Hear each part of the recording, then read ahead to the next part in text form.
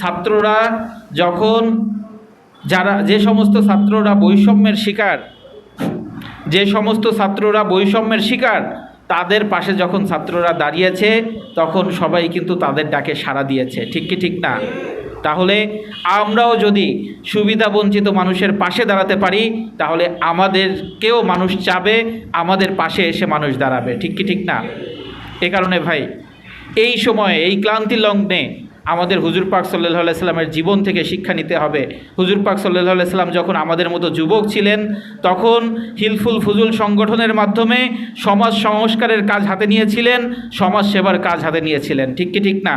তাহলে আমাদেরকেও এই সমাজের সংস্কারের জিম্মাদারি আমাদের নিতে হবে। এই সমাজ থেকে দুর্নীতি, দুঃশাসন, চাঁদাবাজি বন্ধ করার জিম্মাদারি আমাদেরকে নিতে হবে এবং এই সমাজের মানুষগুলোর সেবার জিম্মাদারি, এই গণমানুষের সেবার জিম্মাদারি আমাদেরকেই নিতে হবে, ঠিক কি ঠিক না? এজন্যে আপনাদেরকে উদাত্ত আহ্বান জানাচ্ছি, সেবা করতে হলে আমাদেরকে মানুষের পাশে যেয়ে, মানুষের কাছে যেয়ে দাঁড়ে দাঁড়ে ঘুরে কার কি সমস্যা, সুবিধা অসুবিধা জেনে আমাদের সমাধান করতে হবে, ঠিক কি ঠিক না? রাজনীতিবিদদের কাছে মানুষ কি সমাধান চায়? রাজনীতিবিদদের কাছে মানুষ এই সমাধান চায় যে সে একটা মিথ্যা মামলায় পড়ছে, সেই মামলা থেকে সে যেন রিহাই পায়, ঠিক কি ঠিক না? তার নিজের জমি সে নিজে দখল করে খাইতে পারতেছে না, তার জমিটা যেন সে নিজে দখল বুঝে পায়। এই সমস্ত সমস্যা নিয়েই তো মানুষ রাজনীতিবিদদের কাছে যায়, ঠিক কি ঠিক না?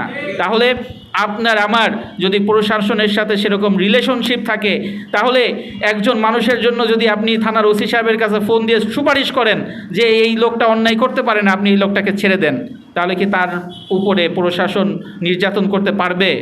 পারবে না। তো সেই অবস্থান আমাদের তৈরি করতে হবে। প্রশাসনের কাছে, ভূমি অফিসে, এসিল্যান্ড অফিসে, টিওনো অফিসে আমাদের এই অবস্থান তৈরি করতে হবে। কারা তৈরি করবে? প্রত্যেকটা থানার সরকারি অফিসগুলো, উপজেলার যতগুলো সরকারি সেবামূলক প্রতিষ্ঠান আছে সকল অফিসের কর্মকর্তার সাথে আপনারা যারা থানার দায়িত্বশীল আছেন আপনাদেরই সুসম্পর্ক বিল্ড আপ করতে হবে, ঠিক কি ঠিক না? এখন কিন্তু ইউনিয়নের চেয়ারম্যান মেম্বারদের মাধ্যমে বিভিন্ন ভাতা, বিধবা ভাতা, তারপরে বেকার ভাতা সহ বিভিন্ন ভাতা কিন্তু আসে না, এখন কিন্তু প্রশাসনের মাধ্যমে আসে, ঠিক কি ঠিক না? টিওনো সাহেব দেয়। তাহলে টিওনো সাহেবের সাথে যদি আপনাদের সম্পর্ক থাকে তাহলে আপনি এই গ্রামের বিধবাদের জন্য, দুস্থদের জন্য, বৃদ্ধদের জন্য এই সমস্ত সুবিধা এনে দিতে পারবেন না? তাহলে কি আপনার মেম্বার হইতে হবে তারপরে দিবেন, না এখনই দেওয়া শুরু করতে হবে? আপনি যখন এখন দেওয়া শুরু করবেন, এখন যোগাযোগ করবেন, এনে দেওয়া শুরু করবেন, তখন মানুষ মনে করবে যে এই লোকটা মেম্বার না হয়ে এটা করতেছে, যদি মেম্বার বানাই তাহলে সে বোধহয় আরও ভালো করবে।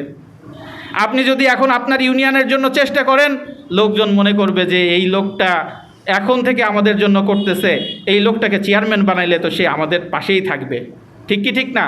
তাহলে এটা করার জন্য তৈরি আছেন ভাই ইনশাল্লাহ? তাহলে আমরা হিম্মত করব, আমাদের হিম্মতের সাথে কাজ করতে হবে, নিয়তের মধ্যে সবসময় খুলুসিয়াত থাকতে হবে। আমরা জনসেবা করি, আমরা সমাজ সংস্কার করি, আমরা যুব আন্দোলন করি, ইসলামী আন্দোলন করি একমাত্র আল্লাহর রাজি সন্তুষ্টির উদ্দেশ্যে, ঠিক কি ঠিক না? কী জন্য করি?